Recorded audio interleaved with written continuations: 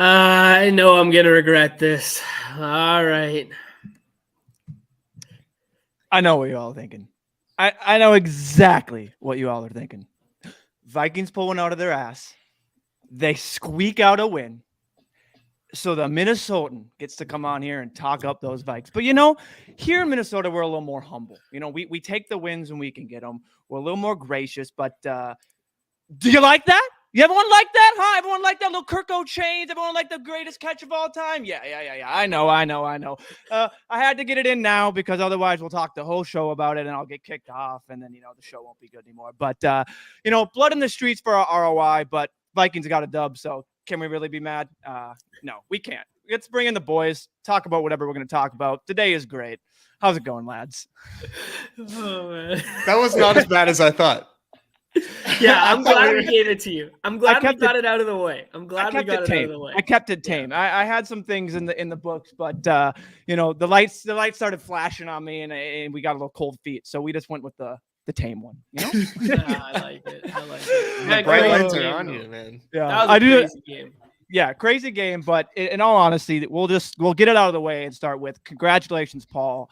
Second time this year for a second place. I mean, just golf claps, all the claps, everything. It's basically the badge king, and then we're the badge bros. So that man is out here just owning it. So congrats again, Paul. If you just want to send me the optimal lineup to draft around Thursday, would appreciate it. So that's all I have to say about that. Yeah, I don't know. Let's dive right into that and talk about it because there was a game environment that we were kind of off of. Mm-hmm. I wasn't really diving into Green Bay. I wasn't really diving into the Tony Pollard stuff. I wasn't really diving into anything there. CeeDee Lamb. I wasn't kind of about it. And I don't think Paul was either. And he just has a handful of lineups that have that mini with CD and Aaron Jones, and it gets home, right? And it proves the power of volume, right? The power of giving yourself exposure to these high quality players in maybe not the best game environments, but high talented players that can get it done on a given weekend, right? It wasn't until that Zeke official outing, I jammed in Pollard late, really jammed him. Lamb, I didn't have enough of, but he was I felt he kind of represented a huge cutoff in tiers once he went. Then after that wasn't a lot of super attractive guys outside of Kirk who got home after that. But yeah, I mean, your boy Amari Cooper. I don't want to talk about it. But volume, man. Yeah, I think John said, volume was king this week. Getting yourself exposed to some of these plays. Yeah, I'll just equate it to for me, obviously 150 way different than our baseball battle royales. But I mean, how many times in the baseball battle royales would we be how did you get on that guy? And we would get the winner to be we had him in one lineup. That was the one lineup we had him in. We needed it, and we had the pieces around it. So I think Paul said he only had 4 or something. He didn't have much CeeDee Lamb. Yeah, 4 CeeDee Lamb. So teams.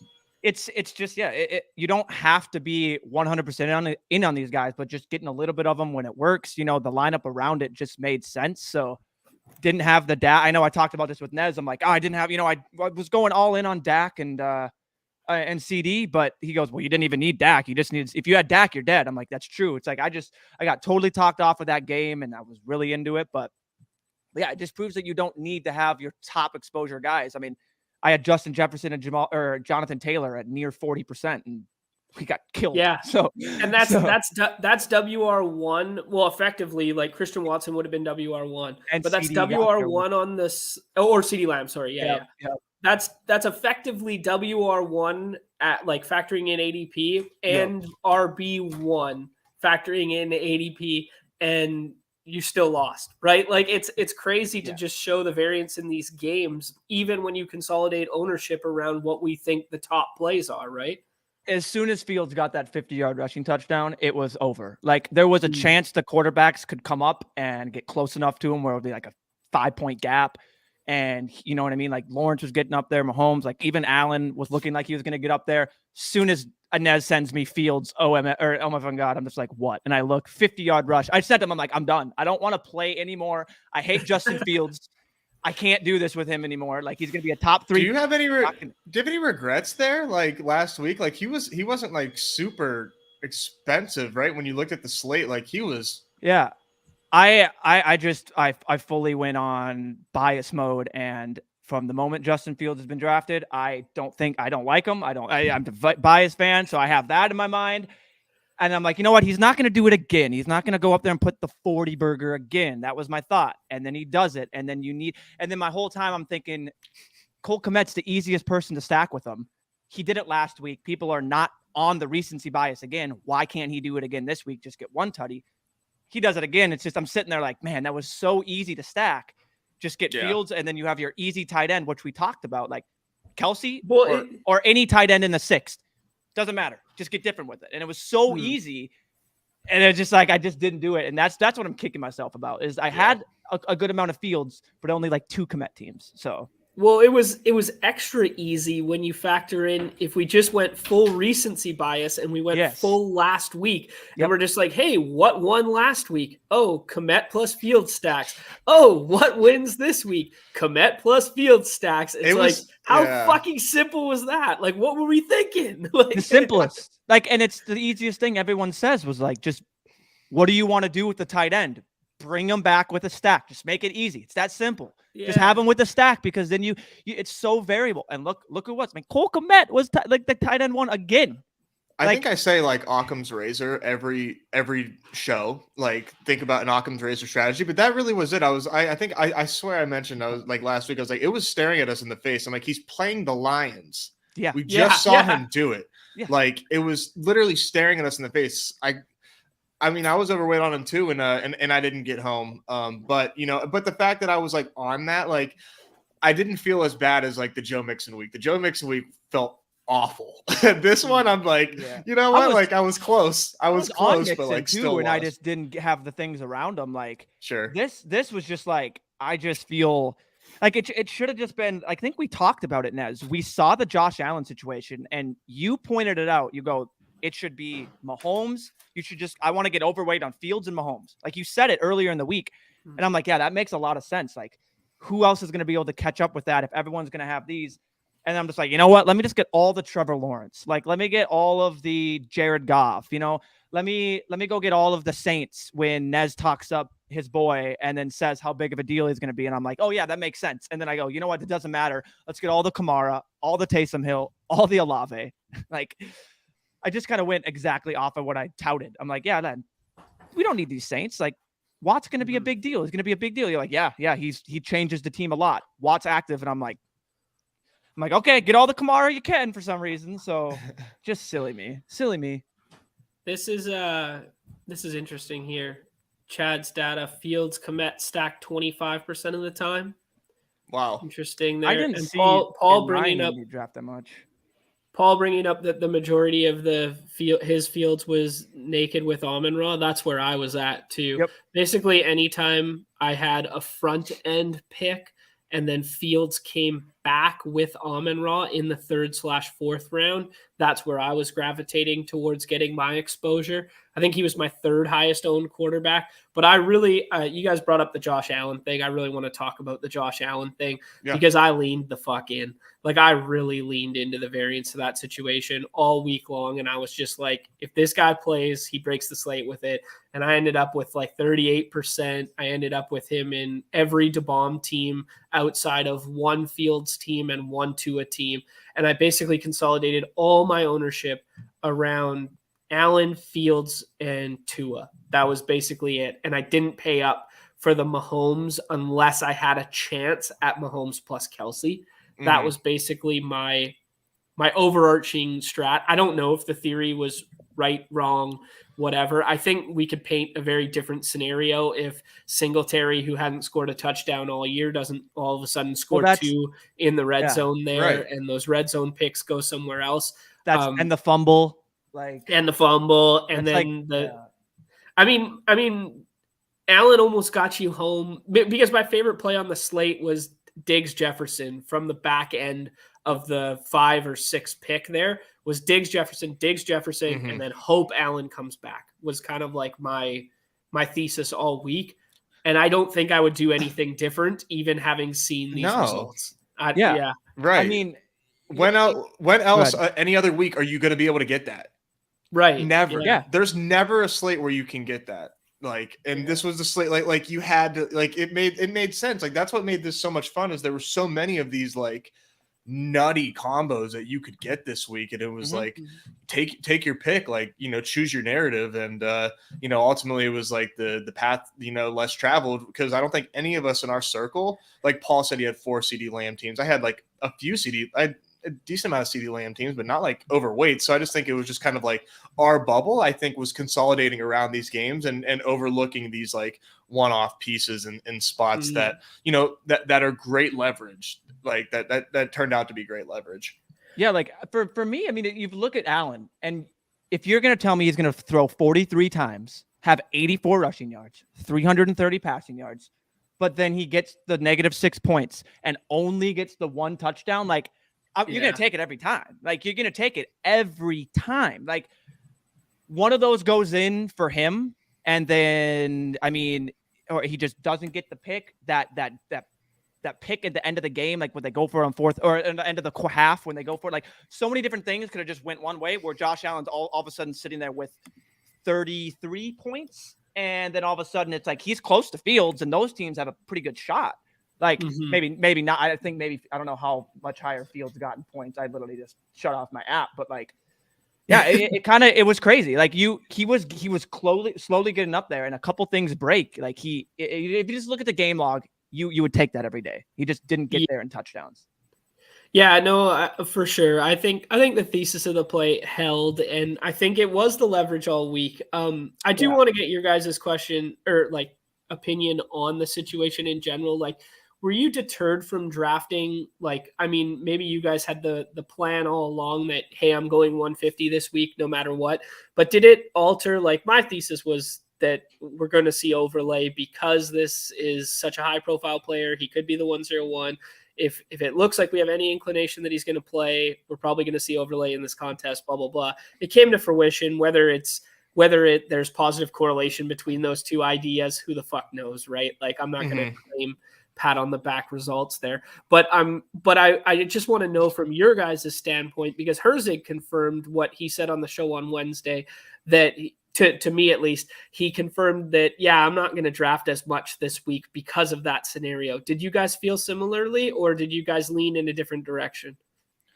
I wasn't deterred at all, because I was in there. I gave it a shot a couple times where I did feel icky and gross, right? I was like, oh my gosh, like this sucks. And then like you got in there and I'm like, well, Josh Allen is still like, you know, it was like the market was like respecting the fact that if you reach for Josh Allen, like you're drafting a dead team.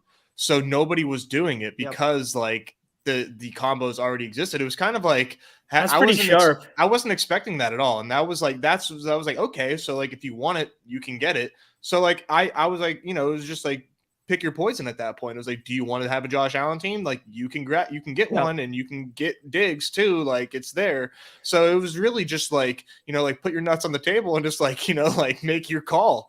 Really, which like I thought was like made it like a really fun drafting environment, honestly. But I do agree. I do think that situation deterred people heavily because they cut down on contests this week. Like in theory, that should have filled because they cut down on like volume in other ways.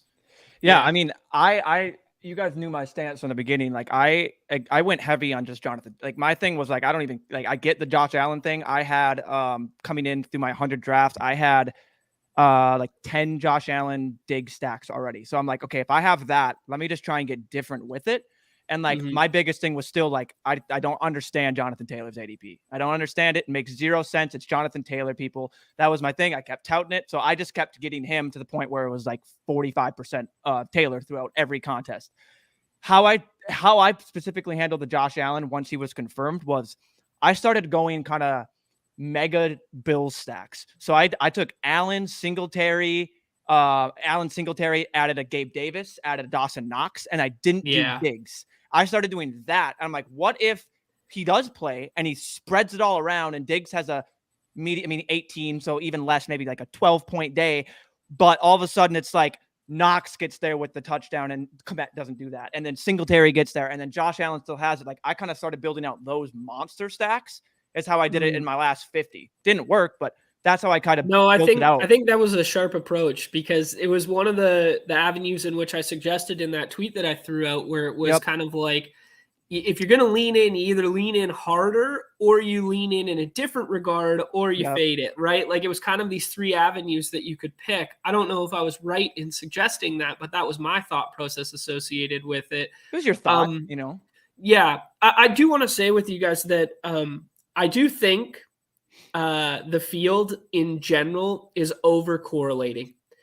I think we're getting carried away with doubles and triples and double bringbacks and shit like this.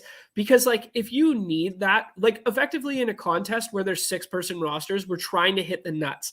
The reason we correlate in DFS is to make our decision patterns easier, right? Less to go right. You can win a DraftKings contest with a 6 in your lineup, with a 2 in your lineup, with a whatever, if you get salary relief from it. You will never, ever win in this contest unless you fucking hit the nuts and you bank 2 touchdowns from each of your players. Unless, I mean, like it could be a 8-game slate in a very low scoring slate environment, whatever. But like, let's just say like theoretical baseline is you have to score 2 touchdowns from each of your players in half-point PPR. I think we're over-correlating to obtain that. Because if we're going to come out here and run a 2 double and then a Nick Chubb plus Amari Cooper bring back or a Cooper plus Harrison Bryant bring back, all of a sudden we need 10 touchdowns from that game. Yeah. Like, what is the likelihood of 10 touchdowns from that game, right? So I think we need to take a step back, and I think we need to do kind of what Paul's roster did, where it's like, hey, we have one premium stack. You know, you hit the nuts with your tight end and your quarterback, and then you have another premium stack that you hit the nuts with a wide receiver and a running back bring back. And that's the avenues of correlation, opposed to 2 pass catchers with a quarterback, or 2 pass catchers and a bring back, blah, blah, blah. You get where I'm going. He didn't have Aaron Jones, by the way. He went his team was, so just even less correlation, even more to your point. Fields with Komet, and then Barkley and JT, and then Jefferson and Lamb. Like, really sick team. But here, let me sorry, I'll bring it all up here. To that point, I think just take what you wanted. If you love correlating and you have a problem doing it in these, enter the bomb. Like enter the bomb, like with that 220, because we'll go through this and I'll read the lineup in the bomb and how it's much more correlated and you can get there. But yeah, go through this. Yeah, I mean, we're talking winning lineup this week from Daryl 5433. 3 wideouts. 3 wideouts. He gets the nut running back, which was a very low score for the 101 running back. But Jonathan Taylor, presumably a 5th or 6th round pick on this team, probably a 5th round pick. You get naked Fields. You get the mini correlation between Kirk and Kelsey. And then you just go bink with basically the 2 highest scoring wide receivers and the highest scoring running back. Yep. Pick 24. Is it hard to do? Say again? Pick 24, sorry. Pick for JT. For JT. So 5th round. Yep, 5th round. Yeah, 5th round, and then Christian Kirk was the last round pick? Yep. Cool. Yeah, I mean, this is a good team. Like, I don't know what else you say, right? Like, It's like, did you give yourself outs with premium talent to hit the highest scoring players on the slate? Yep, that's exactly what you did. Is it perfectly correlated or over-correlated? No, of course not. But was there enough there? I mean, we know that Fields can be ran naked, right? Like, it's funny that you didn't even need Komet, right? Yeah, that's what's crazy. Like, he had Kelsey putting up 17 points in binking, and then you go down, and then the next, I think the 4th place team is like the lowest scoring non-tight end, like in the top 4 with Diggs. At like 17 points. So just like looking at like what your lineup needs to look like when it's all said and done. Or Vance had Diggs there with sub 20. Like, you need 20 points at every spot, at least, and someone needs to go for 30 or more. At least one person. Like, so knowing this, like, yeah, I think we need to kind of get away from correlating and instead look at some, and it is 1 week, but looking at this from the aspect of like, let's hit the studs. Let's just get like, because these are just literally just like super teams, and it's fun. That's what makes these contests fun, is that like you can do that, but sometimes we get away from it because we are so DFS minded. Do you have a DeBomb, or did you do the DeBomb? John did. I did 6 of them. Like the team in here, I mean, if you look at it, it's a over correlated with not even the quarterback. So you want to talk about just making your correlated teams just simple in a small field contest. Like we talked about making Mahomes a bit. Yeah, and I mean, just look at this. I mean, you have the CD Dallas Schultz with Aaron Jones mini, basically, mini, with no quarterback, and then you have the Devontae Adams, Jonathan Taylor mini, and then naked Mahomes. Like, you don't really, you just gotta like get the right like pieces. But I mean, the winning score 148. This is where you want to empower all that correlation in there. You know what I mean? Like, yeah, that's a good point, Numi. That the contest size plays greatly into our thesis of correlation. Yeah. Yeah. I mean, what is this? 276 versus 57,000 people. I mean, it's porting the DFS over to here. Like, in small field contests, no matter, like, people ask, well, can I do this in a single entry? It doesn't matter what you are in. It matters the field size that you're in. That's all that simply matters. Yeah. Like, see, like, even for me, like, I went with like Jacobs and Taylor mini correlation, double stack Buffalo, and then bring back Hawkinson as like my best lineup in here. And I imagine I did something similar in everything else. Like here, Allen, Diggs, Jefferson, Jacobs one off, Hopkins discount, Taysom one off. Not an amazing lineup, but I had that whatever I wanted. Yeah, Waddle plus Cooper on the mini there. Then I get the Dalvin Cook bring back off of another Allen's Diggs stack. So, I mean, that's kind of like gravitating to the correlation in the smaller field contests make a lot of sense. But specifically talking to the Battle Royale, I think we're trying to hit the nuts, and I think we're doing ourselves a disservice getting over correlated. Yeah, I know Chad brings up a point here, basically. So correlation depends so much on the slate, he says, though. If Fields didn't break the slate, we might be telling a different story. I don't think we need to worry about it. Bring back as much. For sure, definitely it matters slate. I mean, it just matters how the slate plays out, of course. You know what I mean? If the game's on there and what game basically breaks it, if you have the Miami-Baltimore game for say, you know what I mean? Like, yeah, you're going to need to probably over-correlate and hit the nuts on that game when that game goes absolutely bonkers. But it's tough. For me, to me, it's always just kind of like, it goes by field size, and that's how I slowly start to do it. And I feel like I agree with your point. I maybe am over trying to correlate too much. Like, I think it's just as simple as get the stack with the mini. If you want to do a bring back with like a wideout or something, sure. With the tight end, sure. Don't have to get much different than that. You don't have to always be forcing that. Okay, well, I got, like my instance was, I have Alvin Kamara here. I got Chris Olave. I got to get Pat Freiermuth. It's like, I have to get him. Like, I have to kick Pat. You know what I mean? Like, even when I had just things like that, or like I have, I have Jonathan Taylor. So for me, it was like Foster Moreau over and over and over again. Like, just you don't need to do that. So that's what I'm. Yeah, I think this is an interesting point. Oh, I just missed it.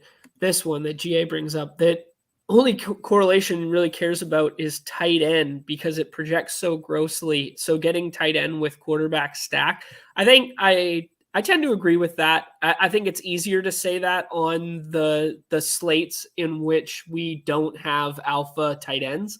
Like, we literally had Kelsey and that was it. I think you I know. Sorry. We had Greg Dulcich. Yeah, we had Greg Dulcich. We had Foster Moreau. Come on, we had the clean ones. Yeah, man. Actually, one of my DeBomb teams was a Dulcich and Russ Wilson. Like, yeah, bless me, right? What a sharp play that was, you know? It felt it felt so gross that like he almost like had to, right? It was just like one of Right. those. It was so gross that it had to hit, and it ended up just being just the worst football game you've ever seen. Yeah, right.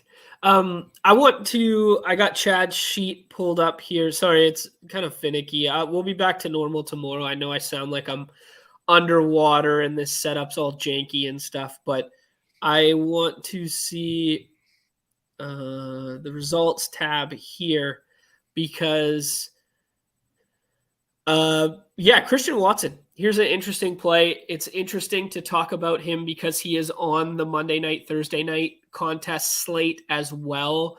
Like, is Christian Watson just like a dude? Nobody was on him in this contest. He goes as the second highest scoring wide receiver on the slate. A big one-off that was effectively undrafted, unstacked, no run back, blah, blah, blah. Did we miss something here? Is this a flash in the pan? Is this a player from here going forward? What do you guys think? I like Christian Watson a lot. I was really in on him pre-draft season. I kind of stopped taking him a ton in best ball just because like he wasn't like healthy and yada yada.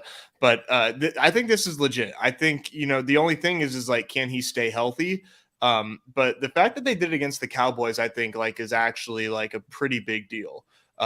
He was forced to be the guy for Rodgers because this Dallas defense is legit. Like, don't get me wrong. Like the secondary, like I do think like Diggs is like definitely like extremely overrated.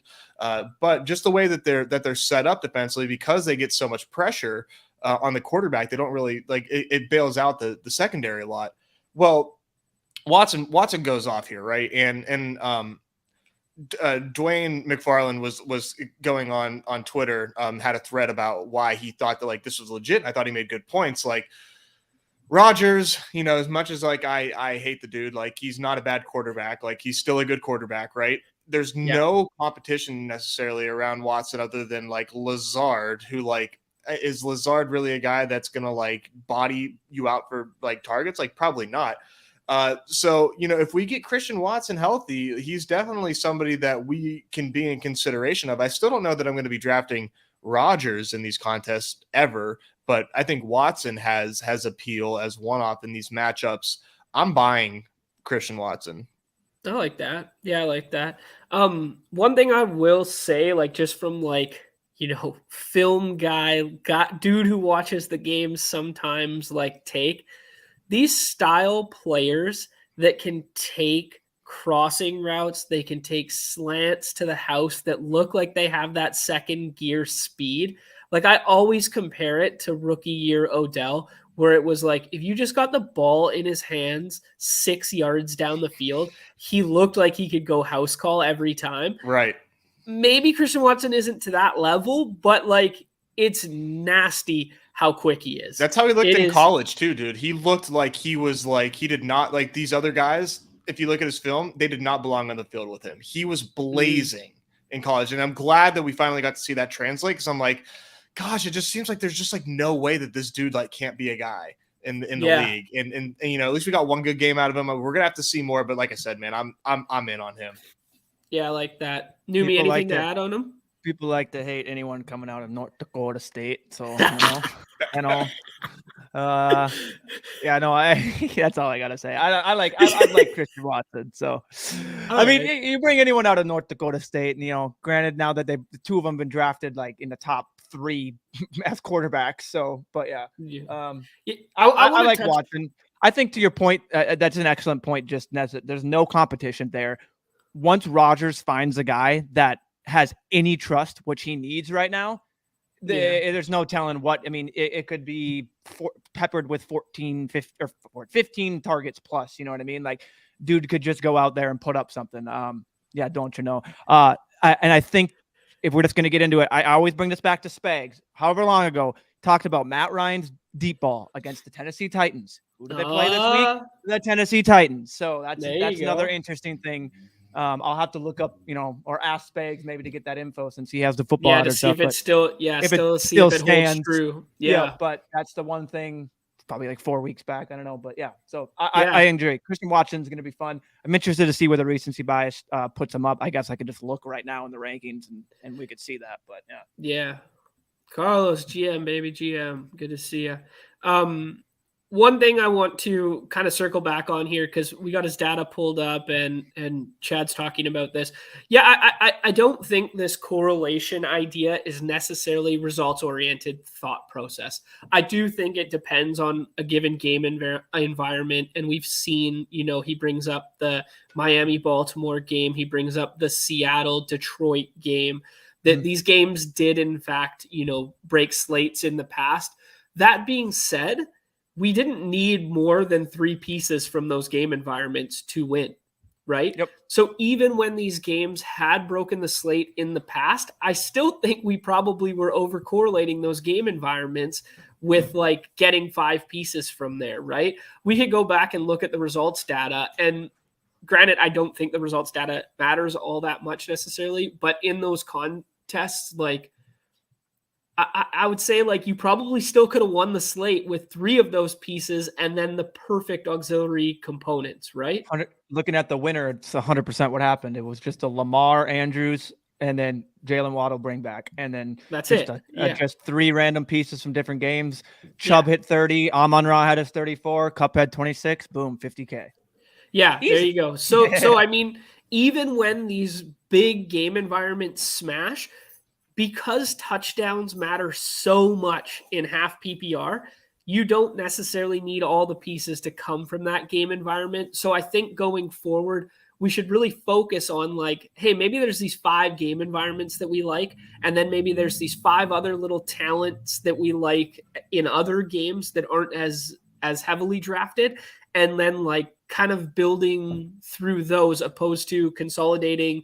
Like, I think maybe I made a big mistake this weekend consolidating so heavily around Josh Allen, but I don't know, who's to say. Like, I don't want to be fully results oriented, but I'm just playing devil's advocate versus myself, basically, is what I'm saying. Right? I will say, I will continue to say, I mean, if Josh Allen gets one of the passing touchdowns, doesn't throw the pick at the end, maybe runs into it. I mean, it's a totally different game coming out. And sure, you're sitting there like, I leaned in and like everyone else. So yeah, I mean, no one needs to tell you not to be results oriented. You're freaking pro at it. But yeah, to me, he could have got there. You could have had it for sure. Yeah, that's one of the greatest, or what is a great point that I saw in there. So yeah, so the 6, sure. Paul bringing up the fact that the 6-man rosters, there's less room for wiggle room. We got to hit the nuts, and we can't eat a snowflake like in the 9 spots. Yeah, we kind of addressed that earlier there, but just to reiterate, because I think it's a really sharp point, because we're chasing the nuts here. That's what we're doing, right? We need 3-4 passing touchdowns and or high rushing floor from our quarterback, and then we need 2 touchdowns, or we need 10 plus 150 and 1 score from damn near every roster slot. Yep. Yeah. I mean, it's just like when you're going through your lineups and you see that one person that like 11, it's like, well, this lineup's not getting it done. Like everyone else is great. And then you have the guy with 11, or you have the guy with whatever. It's just like, well, can't get it done. It's like to that point, you literally cannot get it done unless all your people are hitting like that. Well, I guess the guy on 3rd got Diggs with 18, but you need him to get there. You know what I mean? Mm-hmm. Nez, kind of quiet, man. You got anything else to add here? Anything else? No, I think we kind of like, beat the slate to death, really. Sure. So we, just gotta. I feel good about my process. Didn't get home, but I feel fine about the way that I went about this slate. Victory lap season. Jeff Wilson up top there. As far as one of the higher scoring running backs goes, so that's could have had more too. There. If Mostert just didn't get that, man, like, I know, could have had so much more. I know. It was. I'm surprised that he wasn't more owned in DFS. But yeah, that was something. Tony was fun too. Yeah. Tony? Yeah, Tony. That's a big deal too. As soon as we got the Mecole Hardman out, and then you saw Tony. That was actually crazy that for all that we've talked about Tony in the fantasy industry, that was his first career touchdown. Like, just think about, we've been talking about Kadarius Toney for 2 years. Yeah, oh, that's wild. His hop, his like just his first touchdown is him bunny hopping on 1 foot into the end zone. Triple jumping into the end zone. No one, it was hilarious. Nez tweeted, he just goes, LOL Jags. And I watched the play. I'm like, there's no one, you know, sort of the hash mark close to him. Like there's no one near him. What are they doing? you could tell pre-snap that they didn't have coverage on him. Like there was the corner talking to the safety and he's like, yo, like who's got Tony? And then Mahomes, I think saw that, like put him in motion, and then he was like, boop. Like, you know, that's just looking straight, and then all of a sudden just dumps it down. The camera pans to him, and he's wide open. I'm just like, oh my gosh. It's a shame. Yeah, it's a shame Chiefs are on prime time next week against the Chargers. I would like to have him on the slate. We are starved for quarterbacks next week. Just a heads up, winter is coming, and it's Justin Fields. It's Justin Fields' top 3 pick season. Oh my god!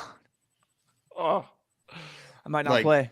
Just to look ahead, like he is 100% top 3. It's him. Y'all can have it. I'm done. It's him, Jalen Hurts, and Josh Allen. Well, no, we got Lamar too. We got Lamar. Never mind. Sorry, it's not as bad. Not as bad as I thought. And we Burrow. We got a poor man's Justin Fields. Burrow against the Steelers. Let's pump that shit up. Let's get those bad. Let's rug the entire industry. Yeah, Kirk against the Cowboys, you know. Burrow to Mixon, right? Get Mixon in there.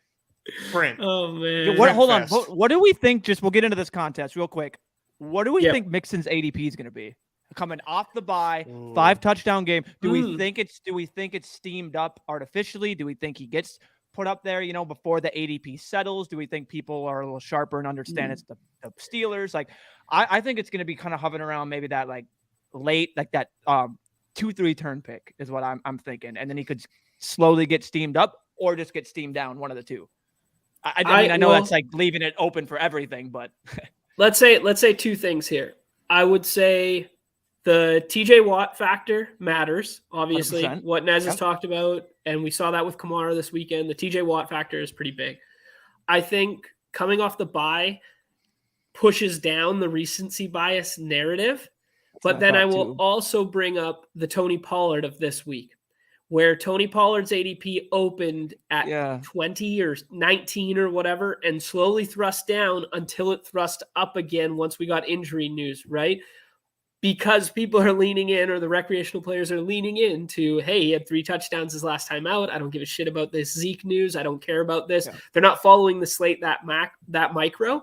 So I do think he will settle in that 2-3 turn, but I think he will start higher. I think he will start. I think he'll start like running back 3. I think I'd have to look at the slate more in depth than I already have, but I think he'll start running back 3 this week, and then he'll kind of find his way down to 4-5 in that area. That's what I'm hoping. That's what I'm hoping. I want him to get up there, and he could. I mean, Saquon is on the slate against the Lions. He's going to be like numero uno. As far as tight end goes, Andrews is like a big decision point. So tonight, when the lobby's open, that's going to be interesting to see where he goes. I'd say it's probably 50-50 right now that he plays. That with the shoulder injury, like that's definitely something that, you know, that's an extremely painful type of injury. They have Likely, who they've been willing to use. They are playing the Panthers, so like you know, probably not a lot of urgency there. That's going to be interesting. Yeah, I like that call.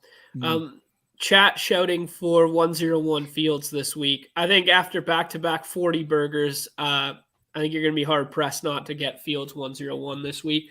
But it is very interesting because quarterback's deep. So I think I'm going to be almost damn near force fade Fields this week again. I mean, when he has 3-yard rushing touchdowns, because that's the only thing that the Bears can do because they're awful.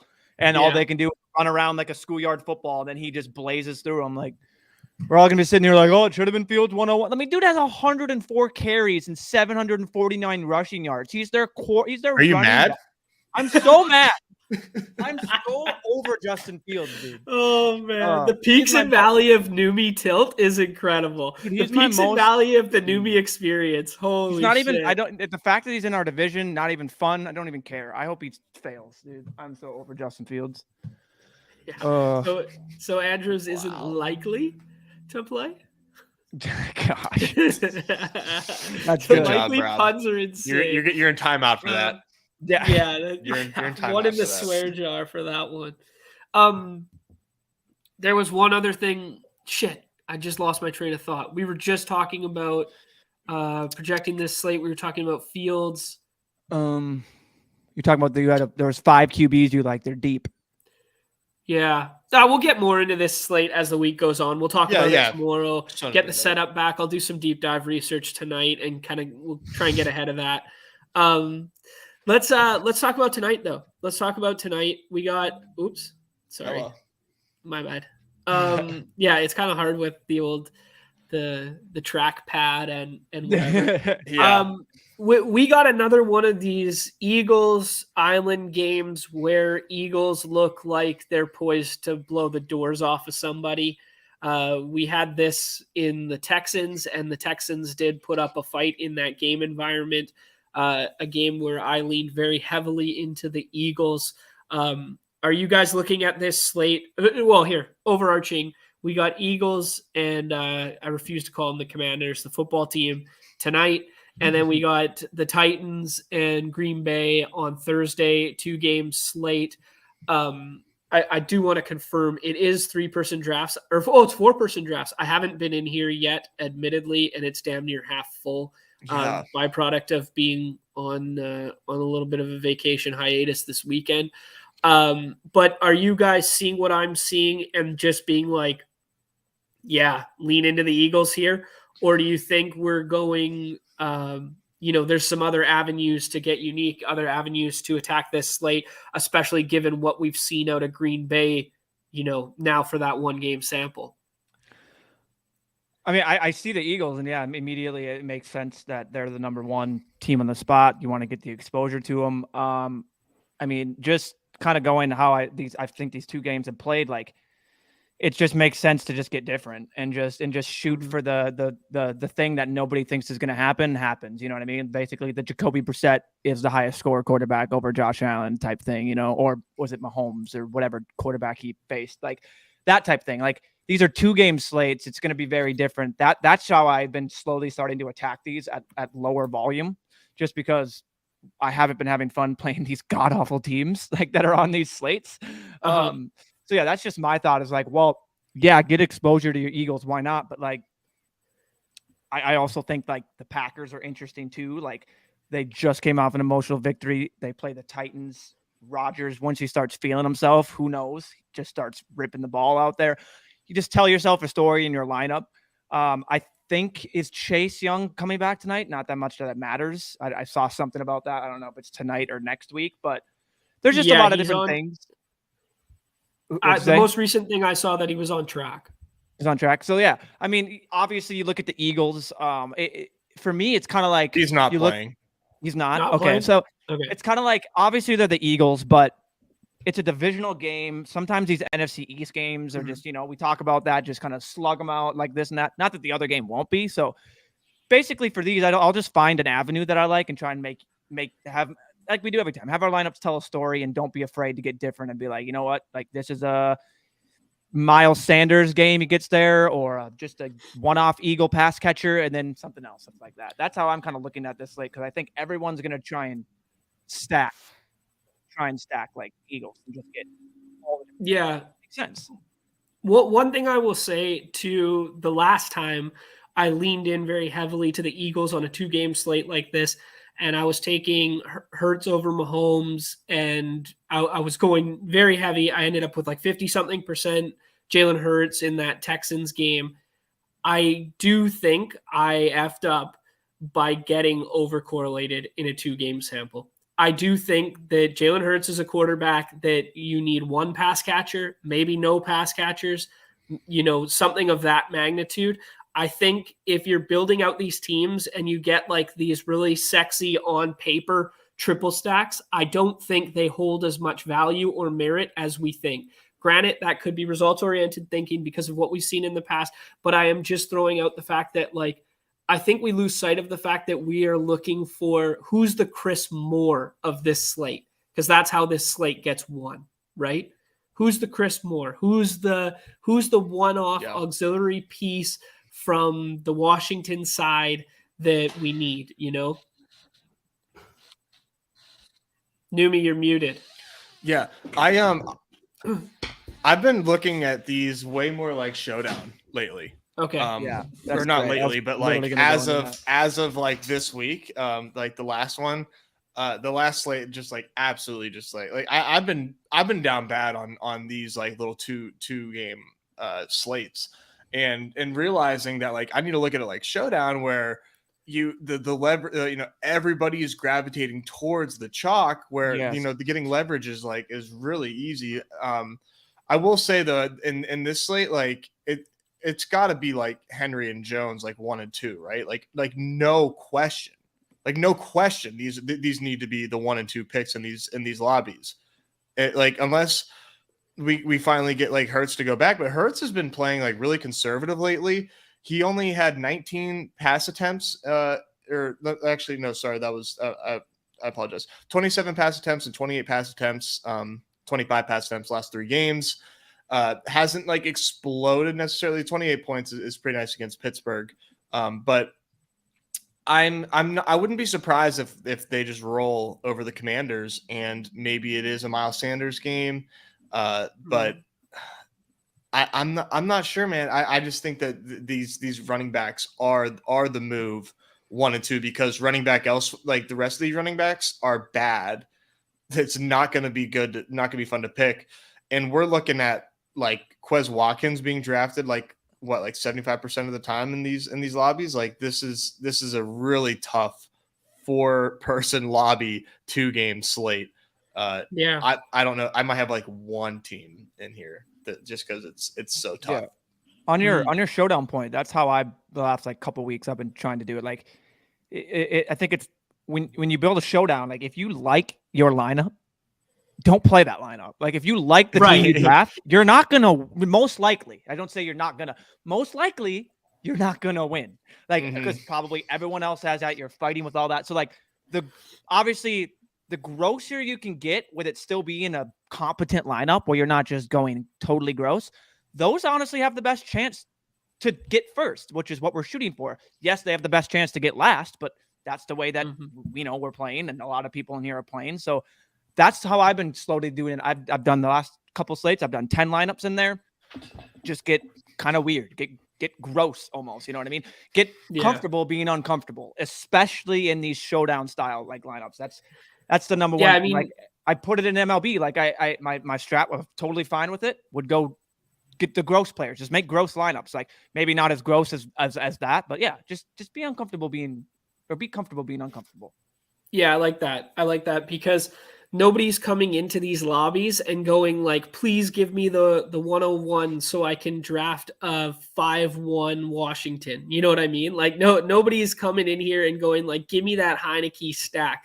Everyone comes into these lobbies thinking the exact same thing. They think, let me sun run this contest and let me get Jalen Hurts, and then somehow Derrick Henry falls to me, and then somehow AJ Brown falls to me, and I build this super team, right? Like the range of outcomes, like that can occur, but the likelihood in which it can occur is so slim that unless you're playing 150 and you're just trying to draft at windows of time where you think other people are sleeping and on auto draft, or windows of time where you think other people are intoxicated and they're going to make bad decisions, like stuff like this, right? Like that's the only way those lineups come to fruition. So just lean into the variance of a 1-game football sample and be like, You know what tonight is? Tonight is fucking F1 plus Taylor Heineke. Let's go. Wheels up, 140 yards and 2 scores. Let's get on that Washington side, right? Like thinking through range of outcomes, right?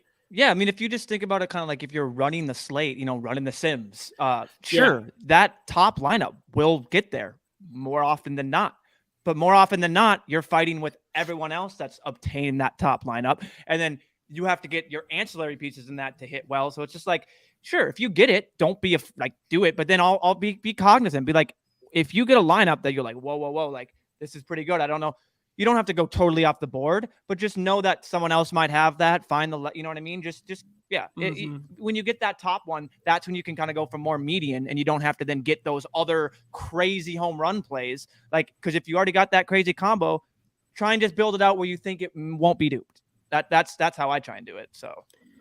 One thing I want to say about the tight end position on this slate that I was thinking about is, I mean, we've seen big games from Tunyon and Logan Thomas in the past. We've seen John Bates fill in well for Logan Thomas at intervals, I suppose, not in recent memory, but just like tight end is going to get thrust up because Goddard is such an outlier on this slate.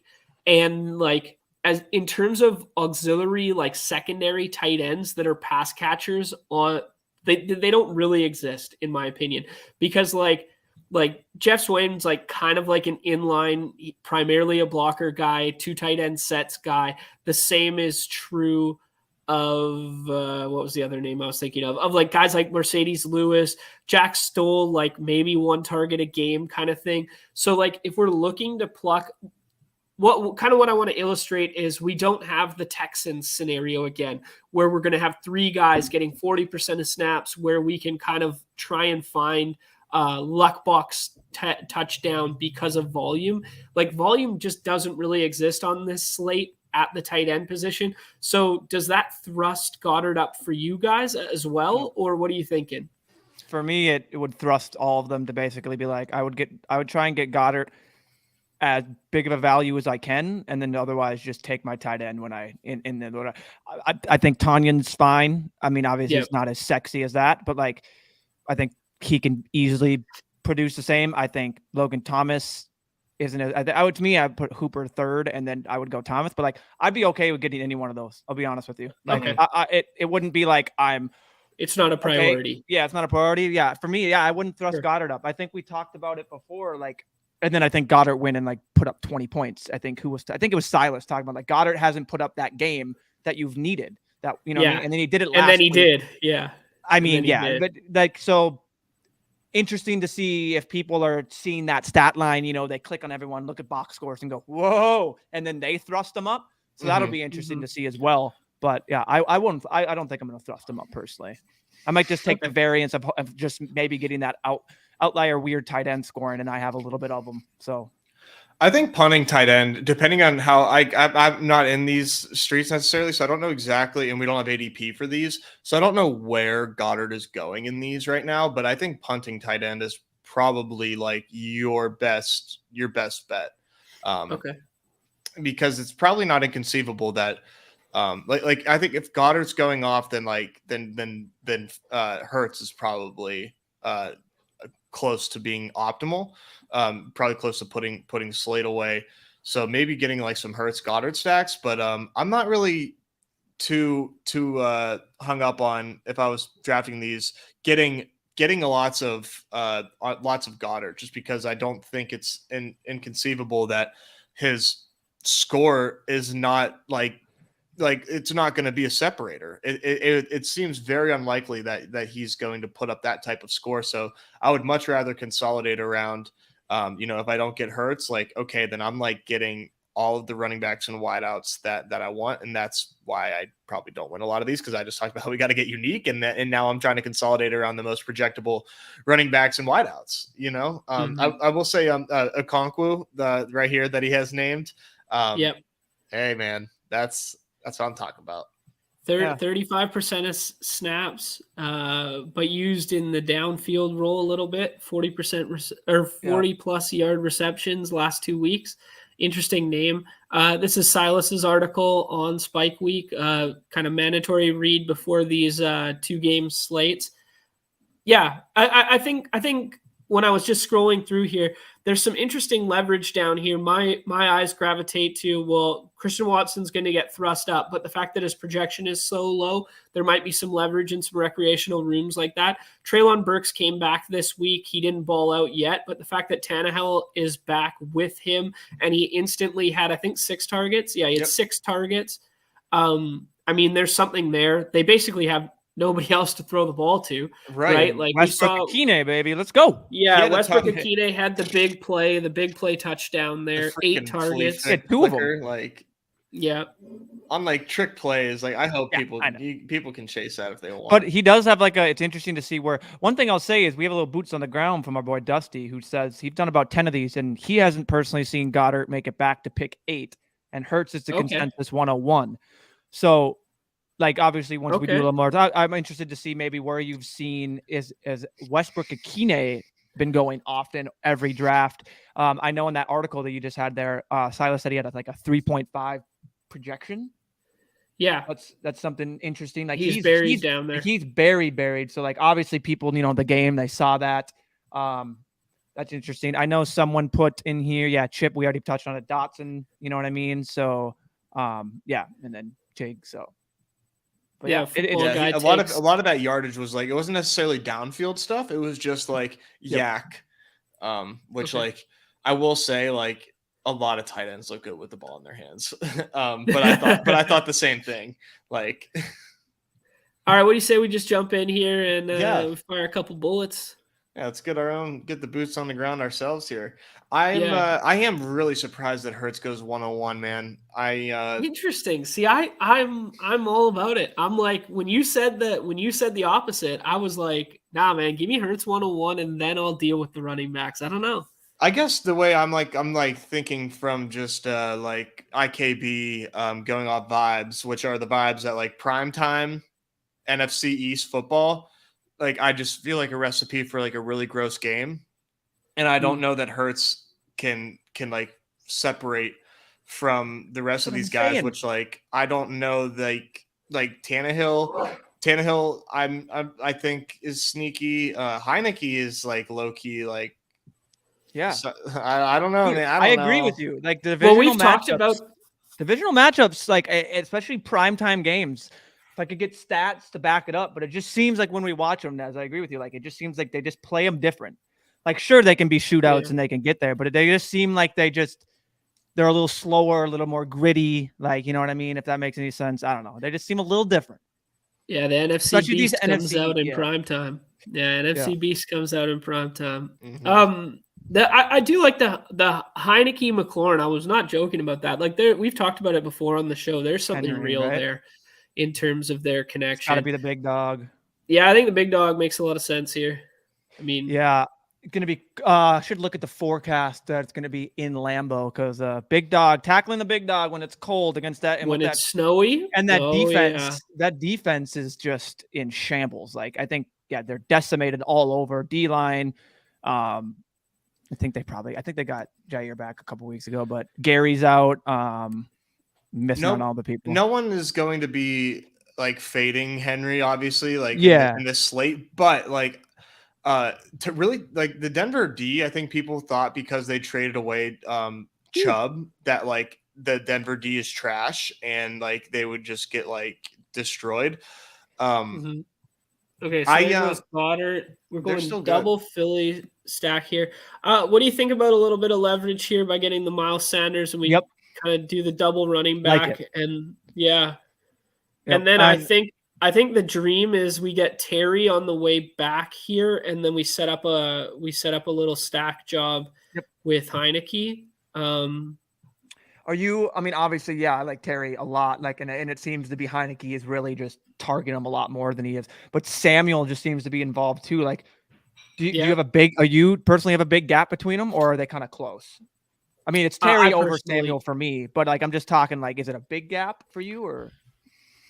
I'd have to do a little bit more. I think knee-jerk reaction. I think there's a pretty big gap once we've seen the quarterback change. But like Slay. Do you guys on them or anything? Do you guys like you guys like Terry over Lazard here? Yeah, for sure. Yeah, especially factoring in that Rodgers has already been drafted.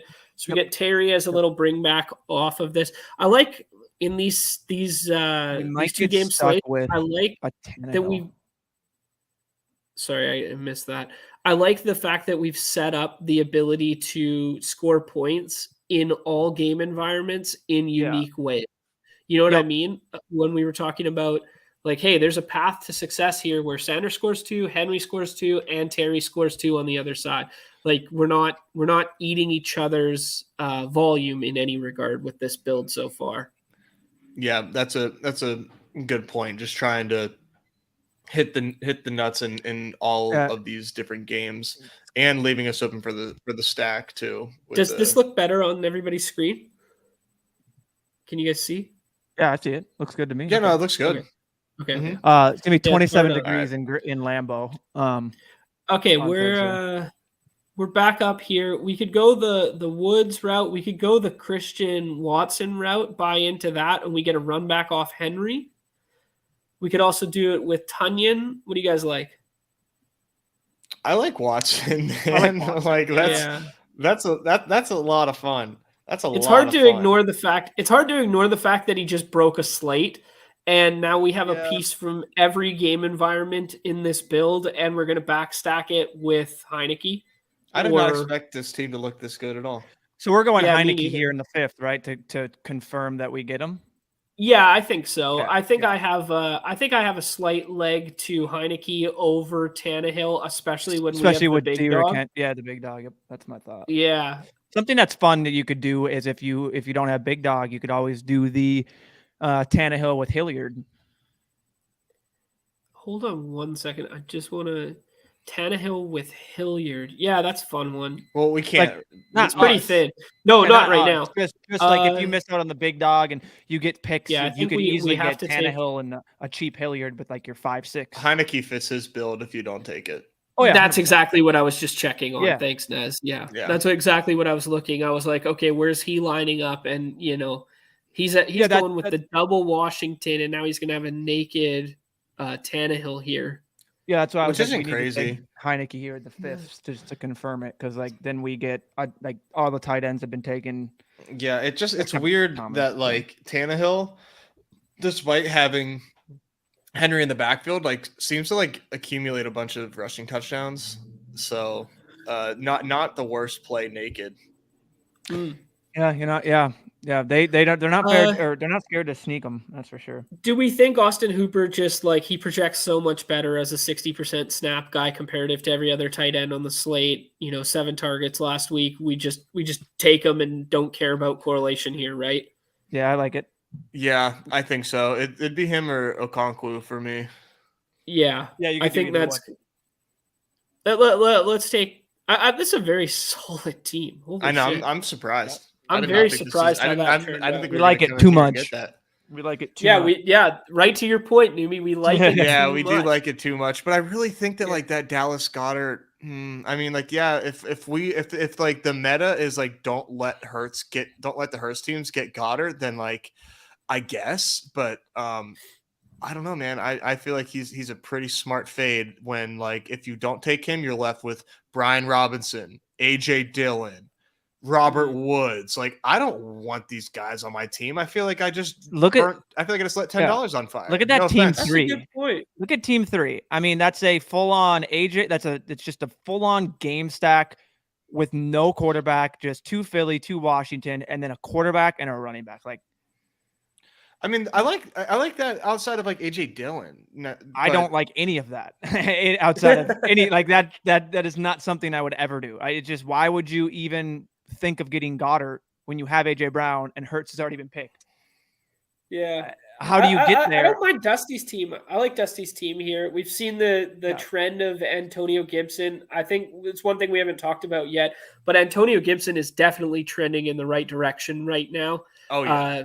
Given no JD McKissick, he's getting that pass catching role. He looks a lot better. And it does kind of look like the team was really building up. Like Brian Robinson's going to come back. He's going to be the establishment guy. He's going to be the savior. And now it kind of looks like they're like, Riverboat Ron's kind of pushing that narrative back. Right. And it's kind of like, okay, maybe we jumped the shark on that one a little bit. And, Yeah, this Gibson guy's pretty decent, right? Yeah, it's they're still like the same. And yeah, I know, Chip. We know. Yeah, we It's the know, whole. but like Yeah, that, exactly. like I'll draft a team that has maybe a little correlation that makes sense, like gross, but not just like hey, here's two with a quarterback with a AJ Dillon run back. Like, yeah, of course, but that's to my point. Like, maybe don't build a team that's gross just to have a gross one. Like, at least build it within the context of trying to Yeah. attempt to like get some. I still think you're ultimately going to need, like, I like to get a pass. I'd like to get at least something with my quarterback. You know what I mean? Like, it's not always needed, unless a Jalen Hurts type. I mean, yeah. Nez pointed out Tannehill can easily get there with the rushing touchdowns. He seems to vulture sometimes. They get it to He one, does. they'll do the sneak. Yeah. But yeah, maybe you're right. Maybe I just need to go start building these random non-correlated messes or over-correlate with no quarterback and Right. just do 10 of those and be like, hey, I don't like them. Well, at least they're unique, right? Yeah, that's the golden rule is just as long as, hey, unique, pat yourself on the back. It's your right? fallback. It's like the tweet I threw out today. It's like, nobody cares about winning, man. Don't play the best plays. Don't win. Just go to bed, sleep easy at night, knowing that you were correlated and that you were unique, buddy. Don't worry about winning money, boys. It's fine. Just sleep easy. Sleep easy and knowing you were sharper than the field. I wanted to touch on this point real quick. Is Samuel had 10 targets last time they played, but with Wentz, I do think we talked about it for half a second there, but I do think we've seen a little bit of a flippening in this offense that, like, with Taylor Heineke at the helm, it is Gibson, F1, Heineke. That's kind of like where we're at. And then everybody else is an auxiliary component. Do you guys tend to agree with that? Or do you think I'm being a little too harsh? I do. And now, like, looking back, Brian Robinson and Gibson like split the number of touches last week. But I do think, I am with you. Like, I do think that there's definitely more momentum on Gibson's side of kind of overtaking that. So it's kind of it's tough for me to get on Brian Robinson, man. It's really, really tough. But maybe I'm not quite giving him enough credit for the touches that he earned last game. But yeah, I don't know. I like primetime Heineke, man. He's got the magic. I don't know what to tell you, dude. He's got that juice, baby. Last game, 58% snap percentage for Gibson to Robinson's 44. So I mean, okay. Slowly. Do we remember, Numi? Do you remember the script of that game? They were playing. Did they not play, or did they play last week? Did they have a bye? Yeah, I can't remember. They played your Vikings 2 weeks ago, I think. Yeah, I'm blanking. I'll have to go look at a snap. They played here. I have it. So yeah, they played the Vikings week 9.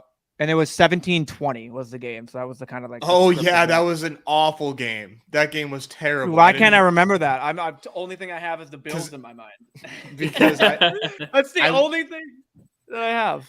I was watching Red Zone a lot that week, and I just remember that was one of the only national televised games I had the option of watching, and it was trash. Just not a game. Oh, that was Kirk Cousins' revenge game in Washington. Yeah. I know. Well, they came out, they scored the first drive. Cousins looked amazing. He was he was 5 for 5. They come out, they score the first drive, and it was like, oh, this is Justin Jefferson week again, and then it just didn't work out. Yep, I tweeted that. That's 1. Getting ready to tweet that's 2, that's 3, and then a dude doesn't get a target for 4 minutes in the fourth.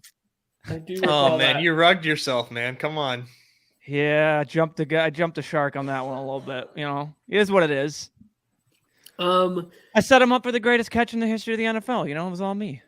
We rolled the 102 again here. I'm thinking that this is going to be a trend where we see Hurts go 101 damn near every time we see a badged up player, but I might be wrong here. We'll see what we'll see what happens here. Yeah, Hurts goes 101.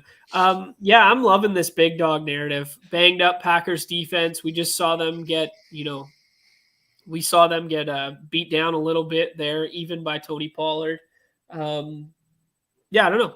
I can't deter from big dog at 2 right here. Yeah, and I think we saw Aaron Jones go 103. This feels like the draft order like almost every time. Maybe Okay. somebody wants to, oh, okay, never mind. Well, there's AJ Brown. So No, we saw AJ Brown go same spot. Okay, you're right. Yeah. And then this would be Jones plus, I can't remember, plus Rodgers. Yeah, same thing. Yeah. Jones plus Rodgers. And then we see Goddard on the way back here. Yeah, exact same start, exact same board. That's interesting. They're like, I might have to sit down and just like sit with that for a minute. Like we know what the boards Goddard look. again. We know what every draft board looks like. So do we want to try and get different here, or do we just I think Sanders just makes way too much sense in this build. Yeah, dude, it's hard to not go Sanders, and then maybe we kind of make and then from here is where we start to like maybe add a wrinkle. But you could go Devonta Smith. I want Sanders there, and I'm not Gibson. If you wanted to get different, that's the only other I think I would throw out. But I like Sanders. I guess I think I like that thought, Numi. I just think Sanders is just like distinctly better in this game. I agree. Yeah. Just for when I throw out ideas, it's just to get different. Like I totally just to agree get different with the Miles Sanders. But like, I guess for. Mm-hmm. It's like, and then it just comes back to this, man. Like this start is just. I just can't get away from this. Maybe this is where I don't know. This is just me thinking. Yeah, maybe you do. We'll get different, but I mean, like, there's nothing wrong with like, hey, this is a I mean, it's just the guys you need, and then it's just a core play filter around them. There's a lot of different ways you can play it. Like John's point, like the only time you start seeing these people make these different moves is when all of a sudden they start diversifying their own portfolios. You know what I mean? Like once you've done 3, 4, 5, then it's like, okay, I got this again, and it happened again. Like I can't do this team. I don't know how to build it out. Like, or you just get even weirder. So yeah, I think that's when maybe you make the different pick. I don't know, but yeah, for here, I like it. Now, we'll probably get different now. Christian Watson goes. I'm thinking right here that this could be a Treylon Burks spot. Yeah, he's probably going to be one of my favorite players left on the board by the time it comes to us. Do you think that's too crazy to get this Henry Burks going on here? No, I don't. I think this is a very concentrated offense. No, like I don't. Akini, broke through. But we could go Dotson. We could go Dotson and double stack Heineke. Which do you prefer, Numi? Dude, I don't know. I mean, I like Burks. Give me a name, boys. Let's do Burks. You threw him out there. I mean, we could even do something weird if we want to punt and get Tannehill and have it with the big dog and Burks. Like if we wanted to, it's not something I would love, but it's an option. Yeah. I think that's what we have. No, there's one. So it's the 2 still left on there. So we're gonna have to make a quarterback decision here, or let whoever else. I think if we take Logan Thomas here, we can just let the chips fall where they may at quarterback. Yeah, because there you go. I like it because he's got Gibson and Samuel, so he's most likely going to take Heineke. But I think I'm pretty fine. Just having this double on the 2 quote unquote bad sides of the ball because, I don't know. Interesting team. It's like you said, it's a 1 game. It's 2 games. Yeah. Anything can happen in football. We're sitting here and we're going into Thursday night and we're looking at the teams. The game was 21-17. A Boston Scott touchdown, a defensive touchdown, and Jalen Hurts scores 1. And all of a sudden you're looking like, whoa, look at all these live teams.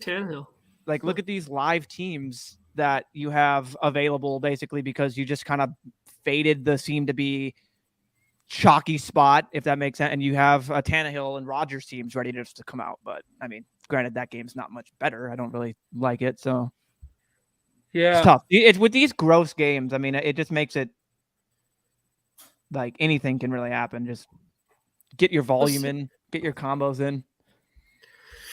Yeah, this is fun to think through these on the fly because we haven't done a ton yet. Normally when I come Yeah, normally would come on the show and start talking with you guys. I've done 30, right? So Right. yeah. You're like, oh, I'm so deep in the weeds. You know, I have 100% exposure somehow. I'm running pier on the 101, getting the 101 at way the too 102. accurate. Way too accurate.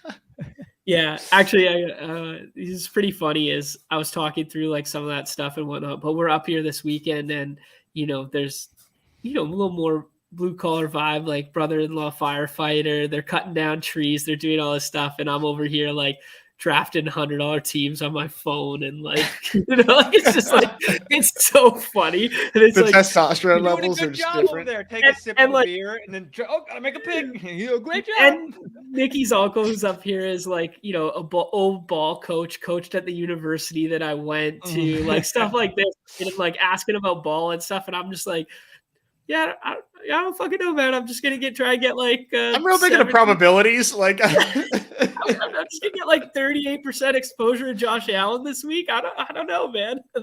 He's asking me. He's like, "Oh, so are we betting on the Bills?" I'm like, "No, I don't fucking know." Like, Dude, yeah, I tried to explain the Justin Fields. Like, I was like, dude, I hate Justin Fields to these people, like my friends that have no idea. And they're like, yeah, he was a good start in fantasy. I'm like, no, like daily. They're like, oh, like what? I'm like, no, like he broke the slate. They're like, I don't know what you're talking about. I'm like, freaking out. And they're just like, yeah, no, you what? gotta, you need to know who you're talking to. You need to understand. Yeah. I like whenever I gotta break when I break stuff down to Bria, my wife. I'm like, here's what happened. Like here's I really break it down. So now she has like she's like she's into it now. She has an understanding. My girlfriend left because she's studying for the CPA, and she left. And no, yeah, so she left, and I was pacing around for like the whole halftime. She like went out to her car to grab something, and then like had to go get her prescription. Came back, and she came back and saw like everyone's freaking out, like the whatever. And then she's watching like the Bills come down, and she texts me this, and I literally just sent back, "I love you so much." She goes, didn't he drop it? Shouldn't that be reviewed? And I was like, oh my God, I love you so much. It was the Gabe Davis non-review. I'm just like, my heart. She comes back, why didn't they review it? I'm like, I don't know. That was bad. You had every right in the world to be upset about that one. It's just the fact that she comes out of nowhere and it's like, they didn't do it. I'm like, if she can identify it on the TV at a bar, like, come on. Yeah. Paul bringing up that this is a classic. Like, father-in-law asks how I'm doing in Showdown. It's like, man, I got no idea. Like, literally, like this next snap could flip everything. I got 150 lineups, but like I got no idea. Yeah, it's so accurate. That's my girl during these mains nights. She's like, so what do we need? I'm like, okay, so I need this guy on that team, but I can't have them get the ball back because then two people are chasing me with that one. Yeah, I need this game to just end. Just stop going. And she's like, oh, okay. And then one thing happens and she's like, is that good? I'm like, I'm done. I'm dust now. I'm like, she's like, but your other guys. I'm like, I'm dust. It's over. Doesn't matter. Yeah. Just what are we cheering for? I have no fucking idea. Close it. Like, no, yeah. I'm just watching football. Okay. Oh, okay. All right, so we saw Henry go here. Yeah, we got a different draft slot now. Do we like Aaron Jones? I think Nez, you were kind of on the two quarterbacks, or I mean the two running backs and a quarterback. We take Aaron Jones here. Yeah. Aaron, yeah, man. I don't need to talk about an AJ Dillon week.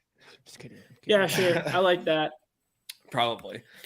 Well, we're gonna have a fun decision here because we can either take Aaron Rodgers, because I think Baby Stevie's a good player. Yeah, I think he's gonna go that route the majority of the time.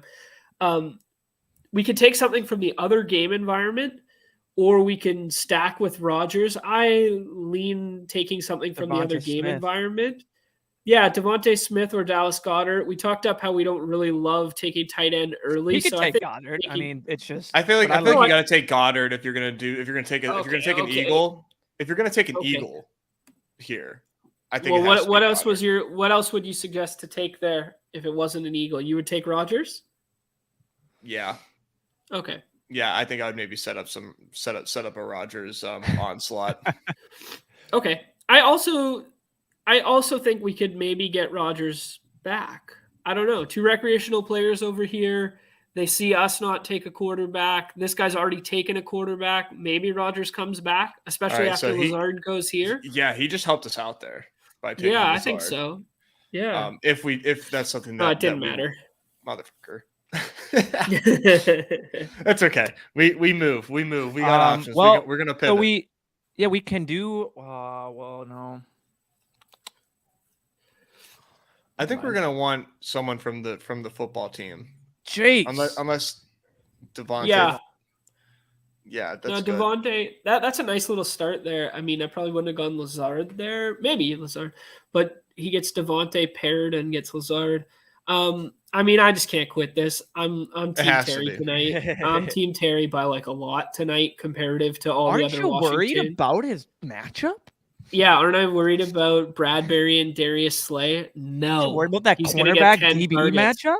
Yeah, he's going to get 10 targets. I don't Eagles care about have Bradbury or Eagles Slay. have had nothing but cupcake matchups. Like it's like this. I know. This, I'm just throwing out the casual, like, but aren't you worried about? oh the... no, I know. Okay. I know you're not. Okay. I know you're not being Yeah. sincere. Just making sure. We got- I'm trolling. We got 20 seconds here. We could pair Heineke. No, we don't need We can to. wait. We need to wait. Yeah, wait. Okay, on hold Heineke. on. We don't want Dylan. We don't want this.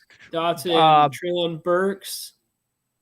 Burks is a bring back off of Dotson or Aaron Burks. Jones. Yeah, Dotson or Burks. Okay. I clicked Burks because That's fine. whatever. Yeah, totally I fine. think maybe I prefer Dotson because we can get Westbrook Akina after. And now Okay. I think Dodson will go here. So I do think maybe in a vacuum I prefer taking Dotson over Burks there just for this roster construction. But you could twist my arm. Oh, I got the wrong draft board pulled up here. Yeah, no, I think Burks is fine there. Like, Yeah. He didn't have the chance because he was on IR. We didn't have the chance to see his workload ramp up necessarily. We didn't get to see him have a good game yet, but he was a premium draft pick. We know that the dude can play. And I don't want Robert Woods if I have to say if that needs to be said. Like, I don't want Robert Woods. Okay, so let's take Dotson and then hope. Man, he's going to take Heineke from us, and then we're left with. Should we take Heineke? I think we have to. It All right, feels like we take Heineke because he can't take another pass catcher, right? Because Correct. he has to take tight end. So now he's left with Tannehill plus Austin Hooper, and then we take Dotson on the way back. Feels right. That's why you're the thought leader, bro. You just understand the board. You get it. You know what you can get back. Like that's just smart drafting right there. Jeez, I come back and we're just freaking praising up John again. Listen, man, he doesn't need more to add to his ego. Come on. It's heartbreaking. Oh, there you go. There he is, baby Stevie. There he is. Oh. Baby Stevie, a sharp player, getting in on it. That's a nice team. Yeah, baby Stevie. Yeah, do we like? I just want to clarify that we like Dotson best here. We could get weird with Hilliard. I don't think he'll ever project as well. It's either Dotson or Gainwell. Gainwell was the other suggestion for me. I think Gainwell's an interesting one because we kind of saw his role increase where we talked about it the previous week where we thought it was kind of like a Boston Scott situation where it was like, hey, if they get up big, it'll be Boston Scott to run out the clock. And we saw Gainwell work over both in third down sets and in like that kind of like, they were never in like full run out the clock mode, but we did see Gainwell get like those high value red zone touches and score a touchdown last week instead of Boston Scott. So, and I don't know, Gainwell's maybe a little good. flippening. Yeah. Like, I don't know. Like, I don't know, dude. I try to take into account like what coaches are telling us with like snap counts and everything. Yeah. I just but when you watch Gainwell with the ball, like I don't think he's bad at football. Like I'm just like it's just strange. You just but then you see these games like we did last week, right? Where he's like getting this good usage and then he finds the end zone. And then the next week he's like 3 snaps. Like what happened? Like what is right? Did he have a bad week in practice? It just doesn't make sense. So here's kind of sure. Yeah, here's kind of what we're speaking to is we kind of saw this flat flatten out and be like, okay, Gainwell's kind of playing the passing, and then Boston Scott was doing the run out the clock stuff. And then all of a sudden in week 9, we just saw it as basically a 2-man backfield and Boston Scott mixed in. I do want to look at the team red zone stats because I do think Gainwell has been, there we go, confirming that he had two red zone opportunities last week. Sanders had 6 and Boston Scott had none. So I do think if we're going to mix in a third back, we're going to mix in a second back from that backfield or second back on these rosters, then I do think there's a little merit to Gainwell over Scott this week. Do you guys agree there? Yeah, definitely. I think that what you just went over, like solidifies that if you want the leverage, I think he's the most logical piece to take there. And Scott is just super thin, but I guess if you want to shoot the moon, like be my guess, but it just does not feel like the move. Trey Sermon for sure is the move over all of them. I think this is the big question right here as the 4th tight end there. We talked about that a little bit. Silas wrote it up in his article. Go check out Silas. Hey, speak of the devil, like and subscribe from Silas. Thank you, Silas. Like and subscribe. Please, I always forget to say any of that. We always forget to be throwing that out there. Yeah, Watson going before Lazard feels wrong. It does feel a little weird. I do think it feels weird. It does feel buying into the box score, but like the dude can play and the dude's finally healthy. And, but prior to this week, we were talking about Lazard had either 100 yards or a touchdown in every single game he'd played this year so far, right? So, I mean, outside of the last game, I think.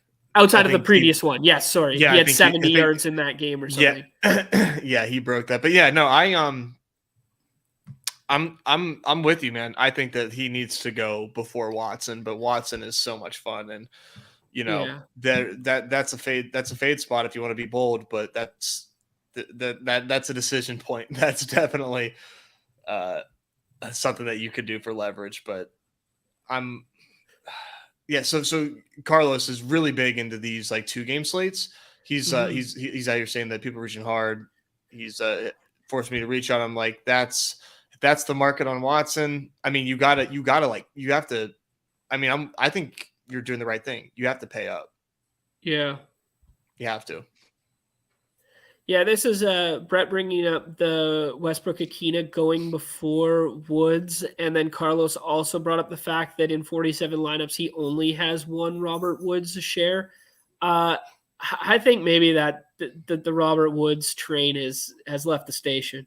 I just think that dude might just be dust now. Yeah, I can't understand wanting to play like if you, I can see 81% of snaps last week, which was up from 60 the previous last couple weeks there. But we get Treylon coming back playing 56. That number's only going to go up. Yeah, that's his first game as soon as they have nothing to play for, and they're kind of pushing the rest of the season through. Like Treylon's numbers are going to. The thesis on Treylon was, hey, once they're out of it and they kind of like don't want to run the big dog into the ground and they just start slinging it because they're a bad football team. I don't know. What's their record right now? I think they still have something to play for. They're still hovering. Yeah, Who? They still have a chance. Who? Tennessee. Titans. Tennessee. Yeah, they're still there. I'm trying to find them. Aren't they leading? Yeah. Yeah, they're leading the NFC South or AFC South. Yeah. 6-3. That division is so with the Jags the only plus. Remember the Jags the only everyone plus, the only plus differential with plus 11 and they're 3-7. Like they literally have a plus 11 point differential and they are 3-7. Yeah, my thesis unreal. Like preseason with them was like they're not going to win that division, and then they're just going to start throwing it around with Treylon. That was always my that's what I was buying Treylon in best ball for, right? But yeah. You see, we got a single entry. I know they're leading the division. I know. I'm just saying my thesis with Treylon was always that. And how about that AFC East, by the way, with the worst team being the Patriots at 5-4? Yeah, the division's loaded.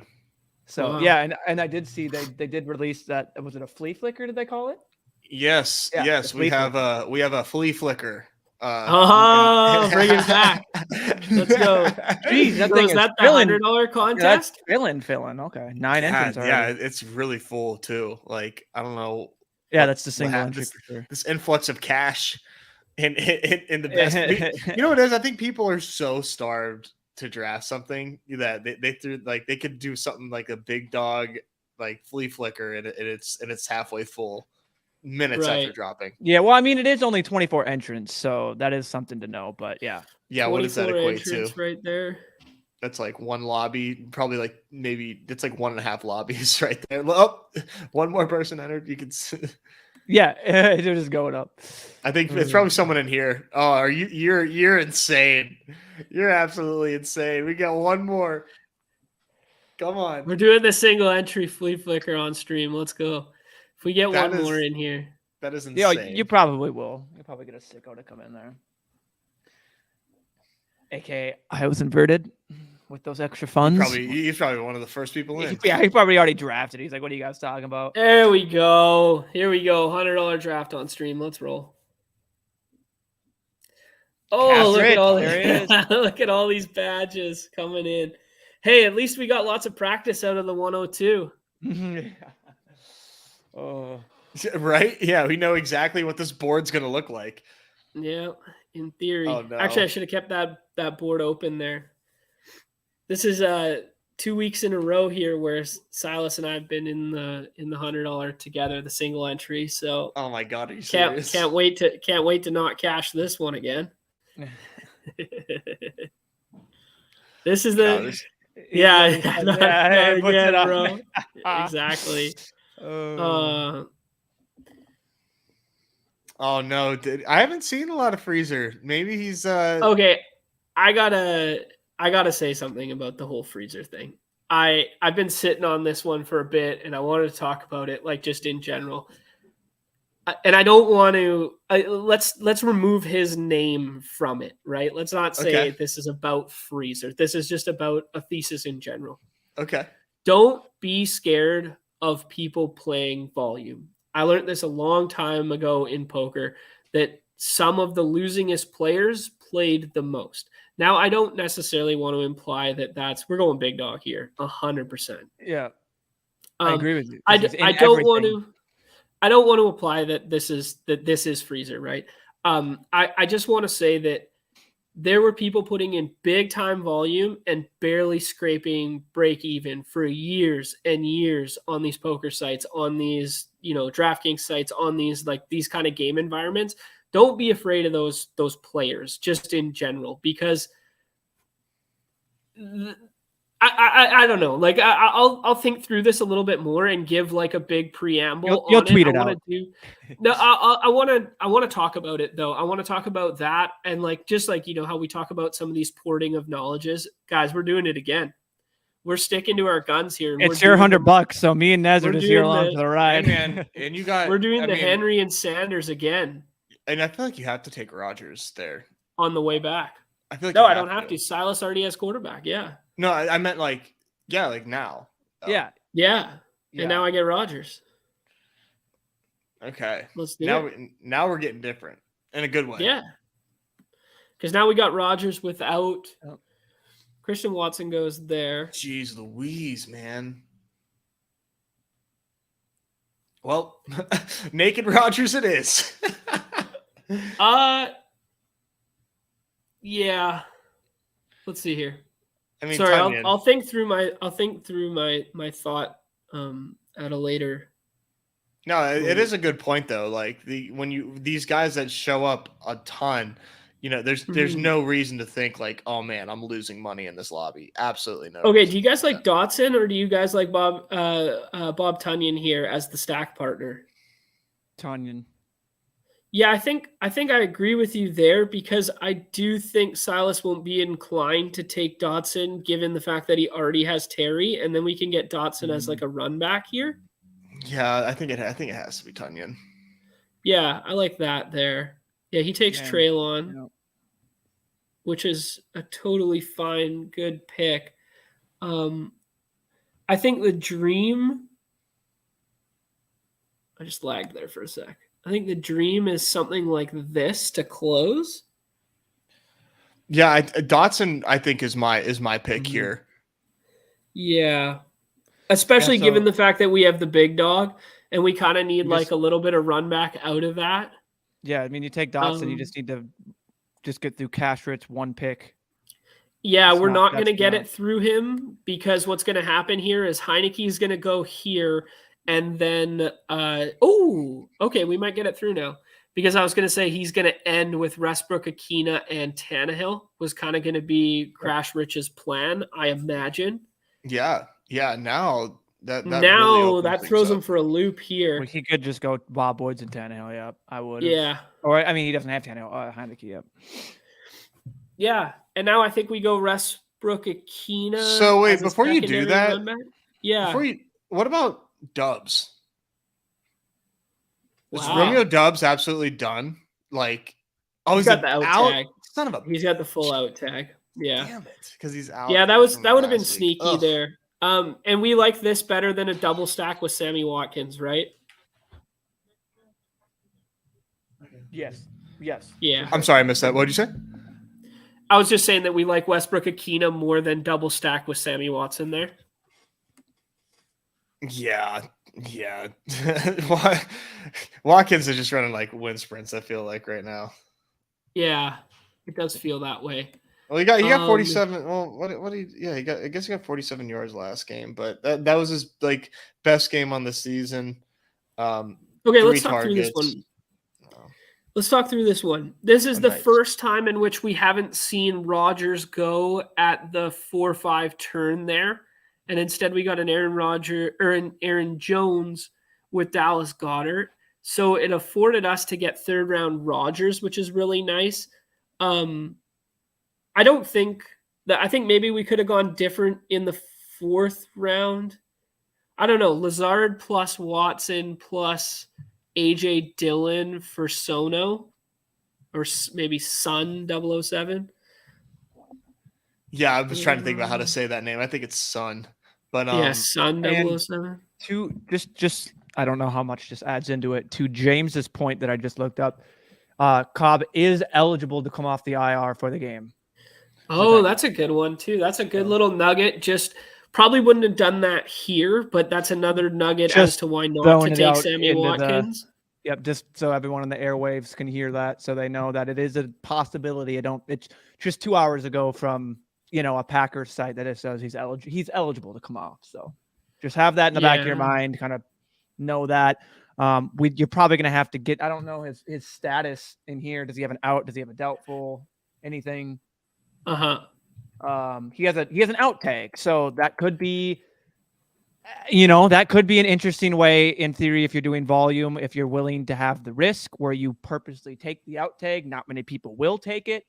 And I don't, you know what I mean? Like I mean, that's something I think we talked about earlier, like in a different sport, might've been baseball, but yeah, you take one or two of those outs. If he doesn't play, he doesn't play. You know what I mean? But this is the senior tour. This is the PGA senior tour. Just, when you talk these two games and you have like something like that where it's like we come Thursday, Cobb's off the IR, and then all of a sudden it's just like he does play whatever amount of snaps. Not that it matters. So, but yeah. Yeah. I'm sorry, Carlos. There's some merit in the Dobbs. There's some merit in the Cobb. There's some merit just thinking through these things, right? I think Dobbs that was fun. That was a good draft to sneak in there. Yeah, that was good. Yeah, and I think we kind of executed the plan that we had talked about. And given the fact that this is only a 24-person draft, you don't have to get as crazy unique, I would assume. Sorry, is that up on the screen? Do I still have the draft board up on the screen? It is. Yep. Yeah, it's up. Okay, cool.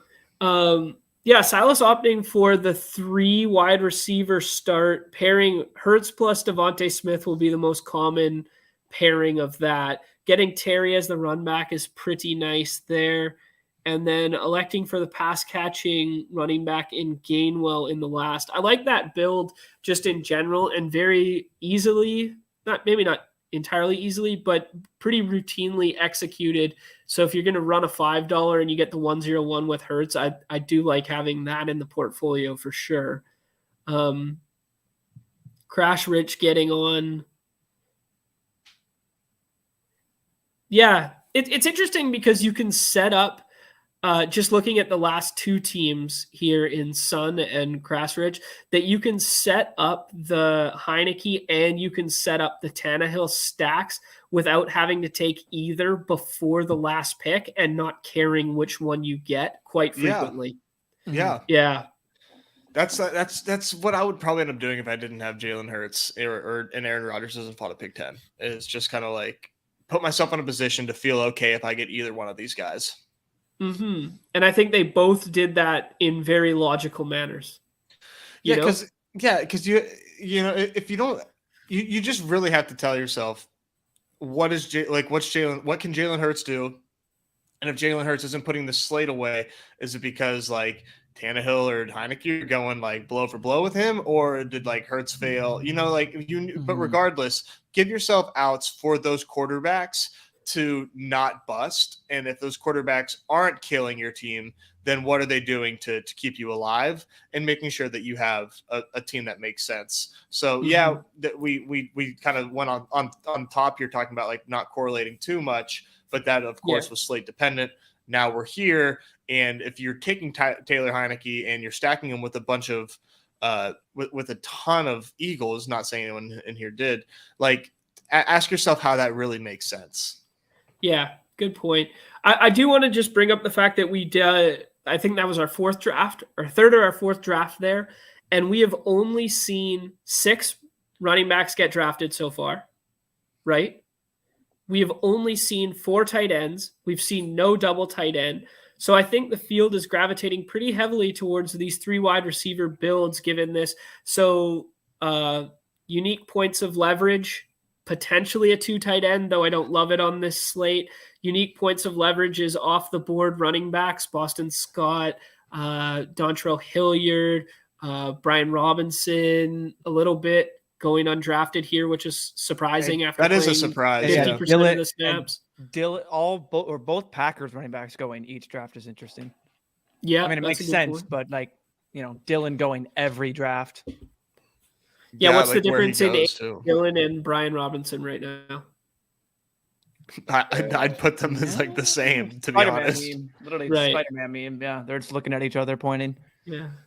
First $5 one, he saw 7 running backs get selected. Okay, that's interesting.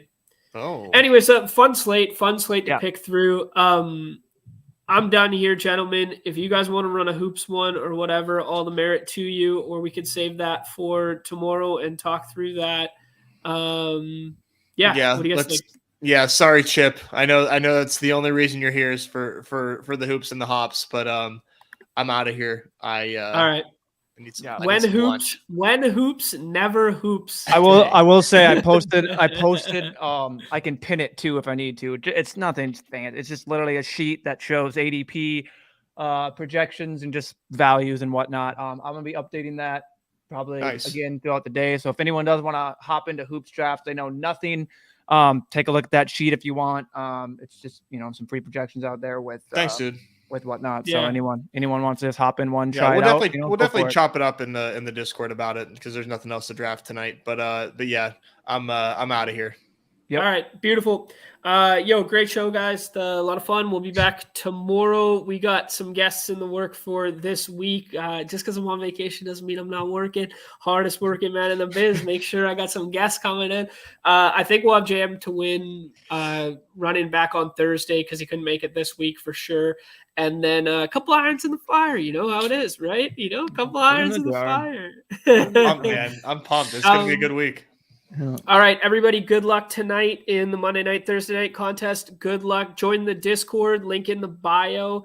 We have pinned tweets in there for tracking ADP. The contest will drop. The Battle Royale contest will drop tonight as soon as Monday Night Football starts. So we'll be tracking ADP right from that point forward. Chad will be tracking personal level. Chris will be tracking on behalf of everybody the CSV version. And then Numi pinned his tweet in there, free NBA projections there that he's running through. So that'll help you a lot tonight for tonight's slate. Anything to add, gentlemen? No, just like I said, set a reminder, do anything, but like definitely get in those drafts when they drop. That's all I will say.